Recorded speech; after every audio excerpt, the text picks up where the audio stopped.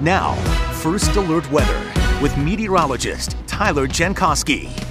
The rain and in some cases mix of snow and sleet has been slow to work to the north, but it is doing so and it'll soon be in the Champlain Valley. Anywhere you see blue or pink is snow, sleet, or some combination of that, but it's mainly rain for most of us moving into the Tri-Lakes region and about to Shelburne right now and lifting to the north. It's really been southern Vermont over the last few hours. Actually got a report from Cliff in Dover of sleet, and you notice the color has been mainly pink down there, indicating that mix as opposed to snow. But it's really confined to the high elevations, the wintry precip that is, and it's just rain in the valleys. And the warm air will win out here by about midnight. So for most of the night, it's just a cold rain, and then a surge of warmth will come in. In fact, there's a lot of severe weather back in the Ohio Valley. We won't have to contend with strong thunderstorms or anything like that, but the back edge of the moisture is still west of Indianapolis, and that'll come through tomorrow afternoon.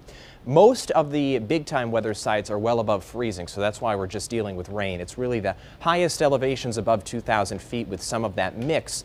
But again, the warm air wins out tonight. You see that here on Futurecast, the blue indicating the snow is confined to Canada. And certainly there will be lulls in the action as we go forward, but every now and again it will be heavy. I think the last batch of heavy rain comes through around lunchtime tomorrow, and then the sun comes out. But that is when the wind concern kicks into gear. So the plan tomorrow shows just nuisance rain in the morning.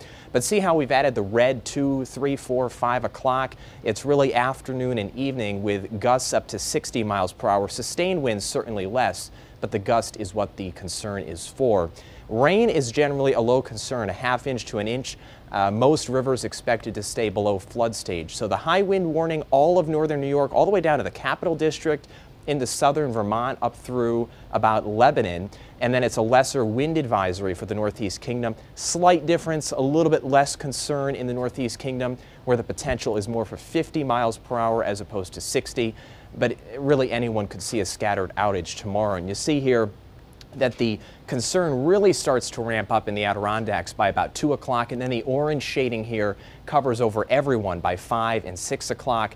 And tomorrow evening is when we could see those gusts up to 60 miles per hour.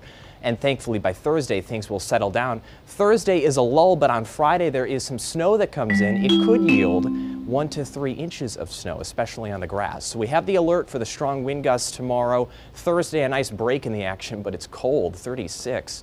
And then that snow in here on Friday, it likely mixes with some rain in the valleys, and during the day the impact on the roads is probably low, but I do think we're dealing with slippery conditions in the morning on Friday. The weekend is dry but chilly, 30s to near 40. We hold that dry weather through Monday before more potential rain and snow a week from now. Stu?